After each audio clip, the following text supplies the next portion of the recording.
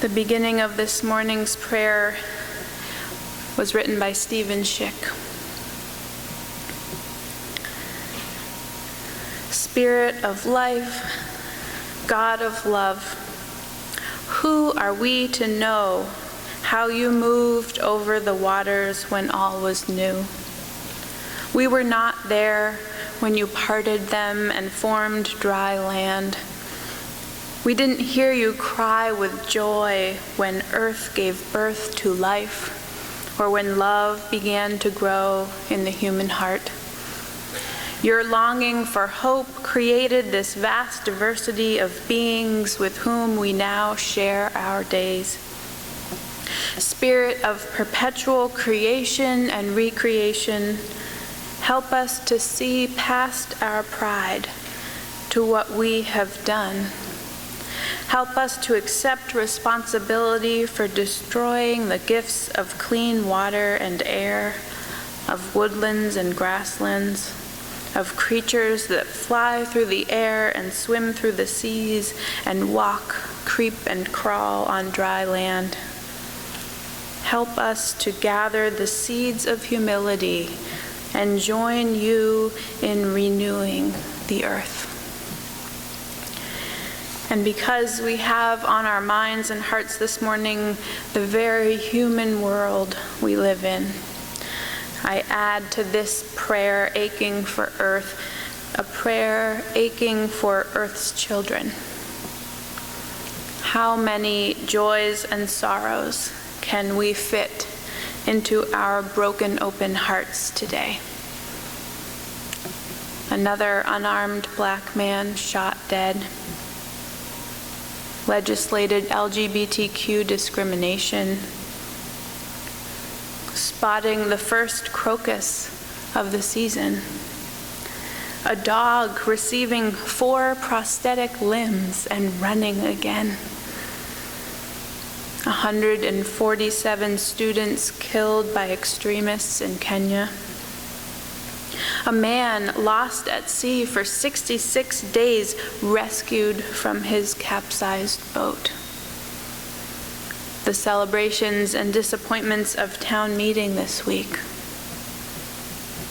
This is a prayer for all our own individual losses and struggles which accompany us this morning, even as we lift up also our blessings and joys.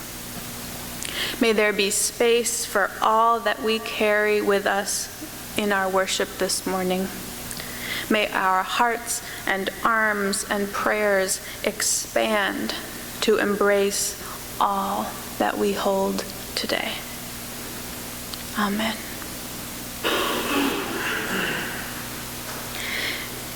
This we know, the earth does not belong to us. We belong to the earth. This we know, all things are connected by the blood which unites mankind. All things are connected.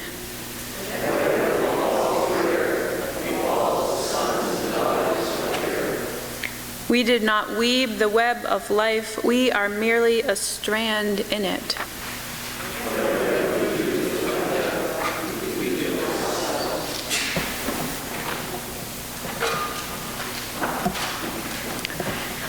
The opening chapter of the Bible begins with these words.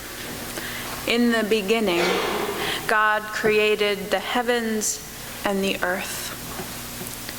What we learn from the text is that the earth was formless, empty, and dark, and God's Spirit moved over the waters, preparing to perform God's creative word.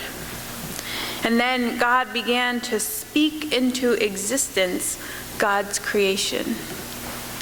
The day-by-day account follows. Day 1, God creates light and separates the light from the darkness, calling light day and darkness night.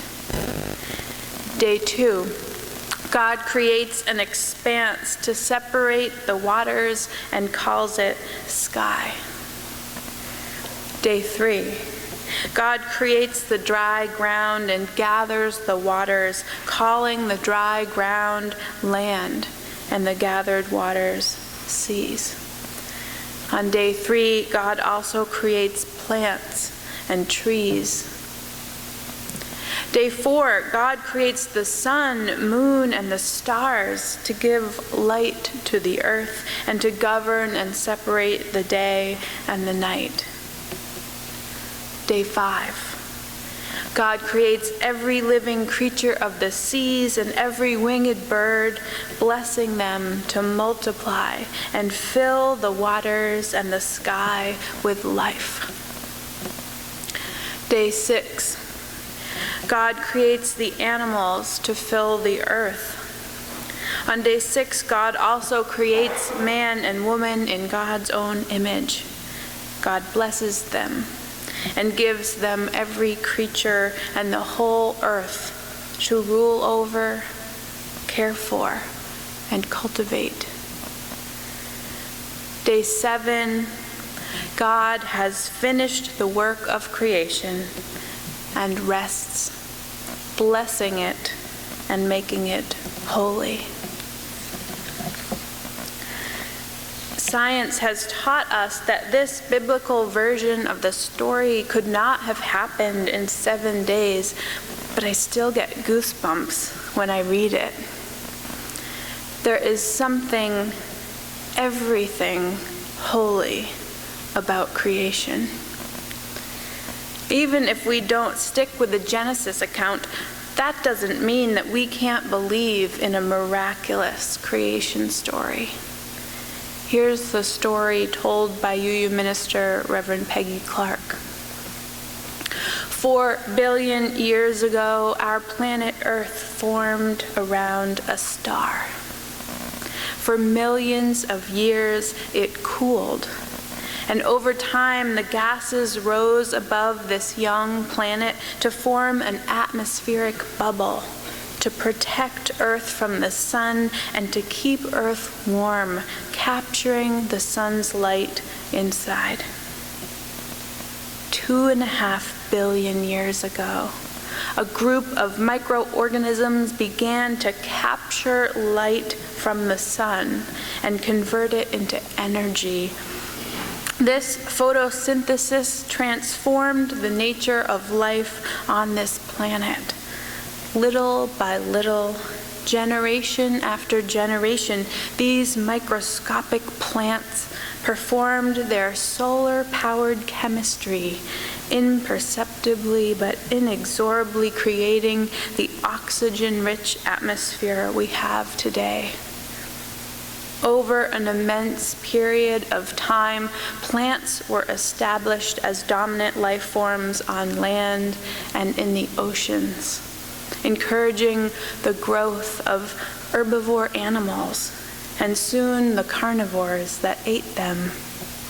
For millennia, these animals and plants lived and died, decomposing after death to form Earth's crust, ultimately creating those chains of carbon which became the fossil fuels we depend on today.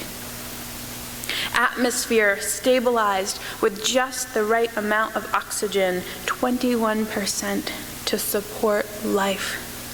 At 25%, the air would ignite. At 15%, we'd suffocate. But instead, Earth has reached a delicate balance, a fragile stage of harmony and stability. So you see, we do have a miraculous creation story to celebrate.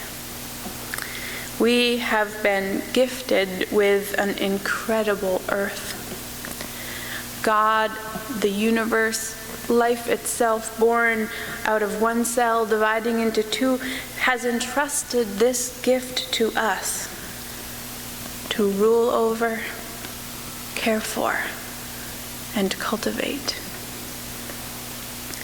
In this morning's prayer, we asked for the strength to bear all the joys and heartbreaks of life. And part of that is the strength we need to bear all the joys and heartbreaks of caring for this planet.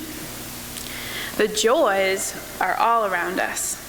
We live in one of the most beautiful places imaginable. We get to see the ocean on 3 sides every day. We can spend time in the woods, smell the marshes at low tide. Some of us can traipse through the dunes, pick beach plums, and let the juices stream down our cheeks.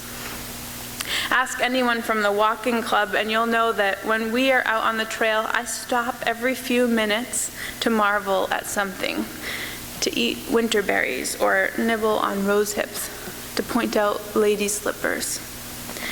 Last night, I fell asleep to the sound of spring peepers. I've fallen in love with the red rocks of Sedona and the monarch butterflies of Monterey. I've hiked the White Mountains, and I've been to the southernmost tip of Louisiana with its swamps and alligators. And you all have had your own incredible love stories with nature. So I know you know how lucky we are. I know you know the joy of this miraculous earth. And so it's really hard to talk about the devastations we humans have caused to her magnificent body.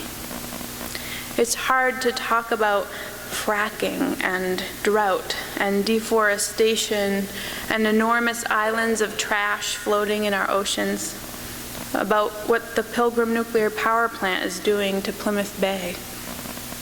It's heartbreaking.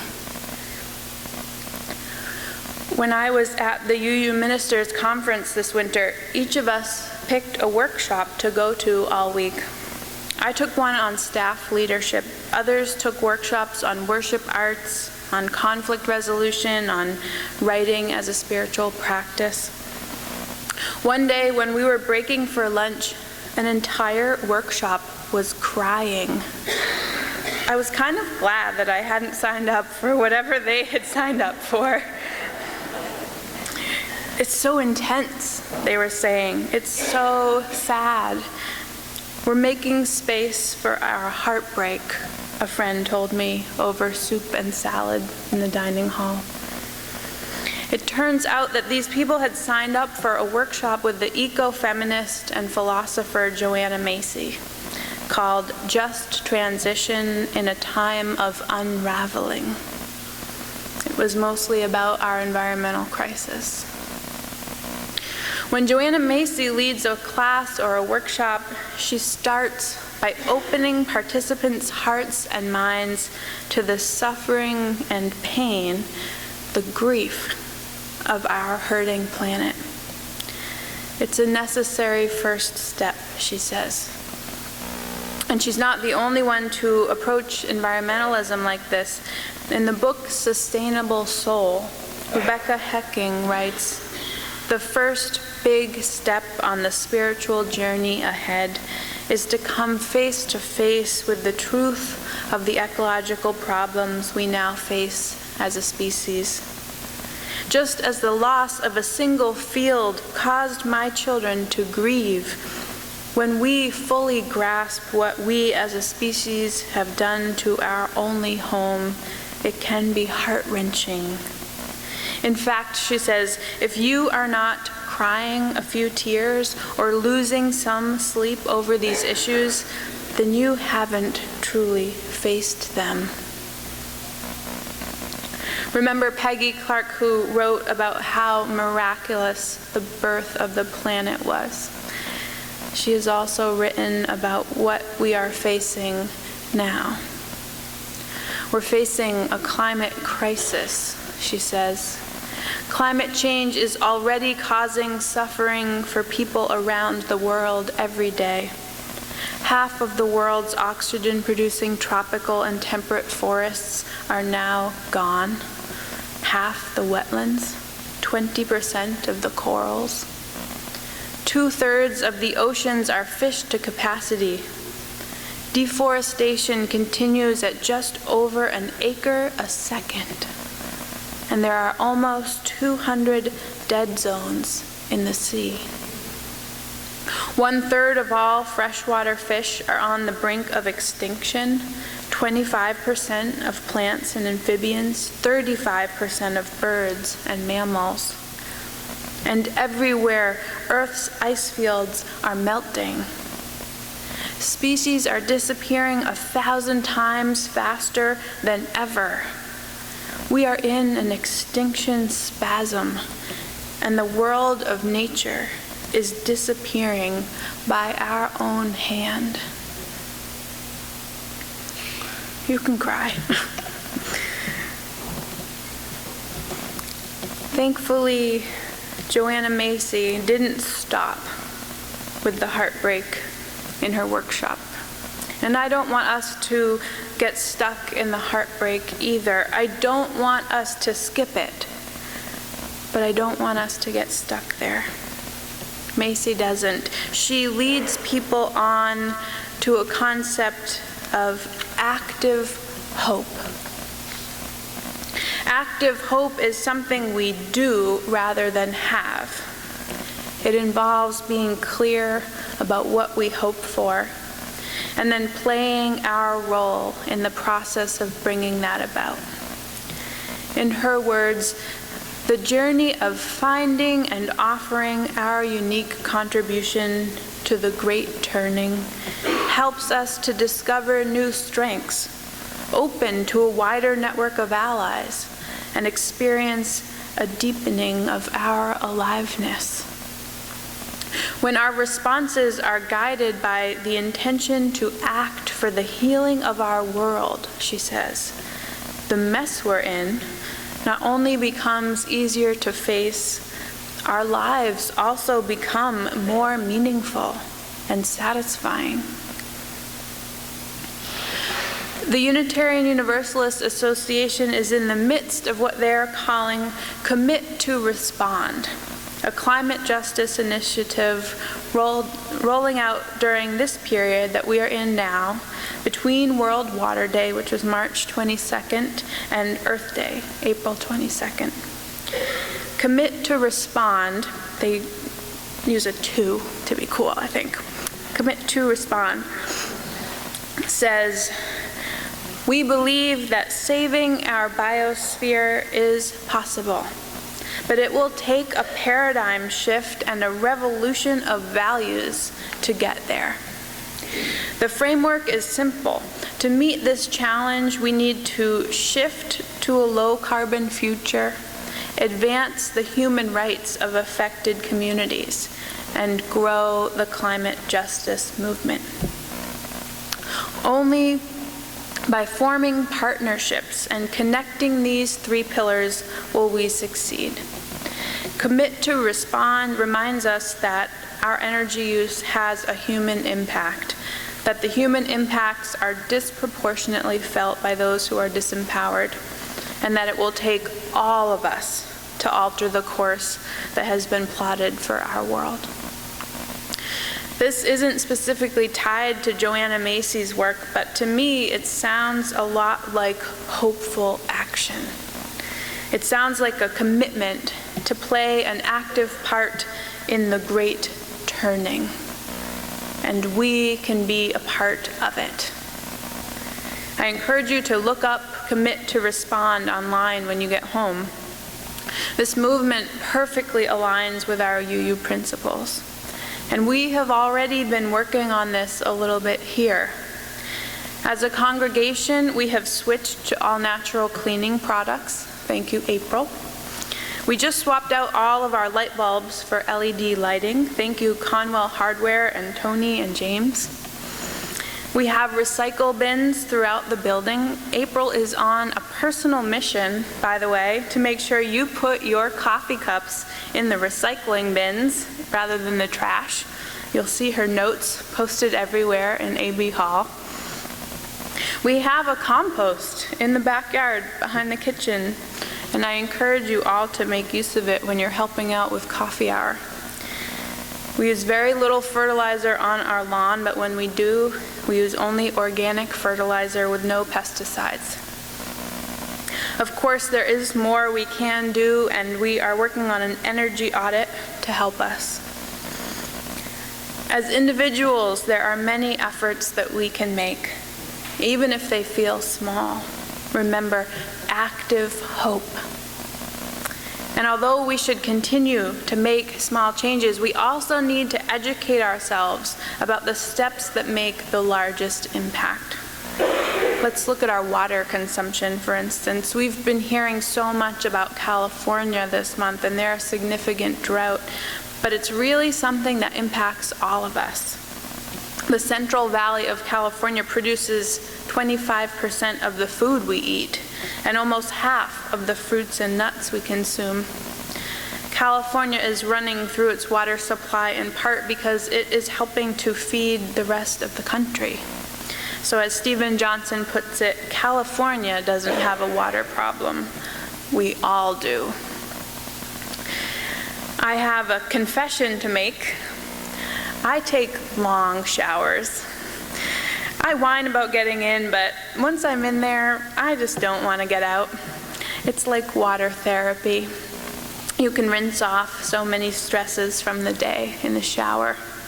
That's why I was thrilled to find Adam Rose's article this week called "How to Take Long Showers and Still Save the World from Drought." It's my kind of article. There are more effective measures we can take to conserve water, he says, than depriving ourselves of shower therapy. A shower head is capped at 2.5 gallons per minute. That's a lot of water, but not when you compare it to other things that guzzle water. Cows, for instance, are thirsty. It can take over 1,200 gallons of water to produce a single 8-ounce steak, the same amount of water as a 10-hour shower. So when we're searching for things that we can do for our precious planet, we can start with water conservation, which translates to these possible commitments. Number 1, eat less meat. We don't all have to be 100% vegetarian, but we can all help the environment by cutting back on meat. It takes thousands of gallons of water to produce a single pound of beef. The cows aren't just drinking it, they eat a lot of feed, which takes more water to grow. Beef is the thirstiest menu choice you can make, Rose tells us, using over 10 times the amount of water as chicken. Our national livestock industry uses 2 billion gallons of water per day. If you switch to a turkey burger, that's reducing at least 75% of the water used. Veggie burgers use a tiny fraction of the water. A lot of people, including my cousin Robin, are starting to participate in the practice of meatless Mondays. So to quote Martha Stewart, it's a good thing. Number 2, read the label before you buy jeans. You might not know that the dyeing process for a single pair of jeans can take nearly 3,000 gallons of water. And most designer jeans are still manufactured in drought-stricken California. Of course, we do like to buy clothes made in the USA, so look for labels mentioning a recycled or low-water process. 3, stop wasting food.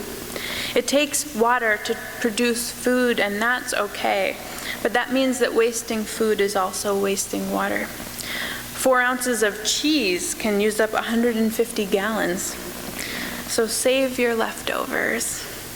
I remember that when I was living in a Buddhist monastery, we had to eat every last grain of rice on our plate.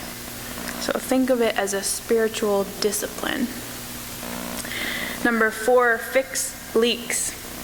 The EPA estimates that the average household can lose 10,000 gallons a year on leaks.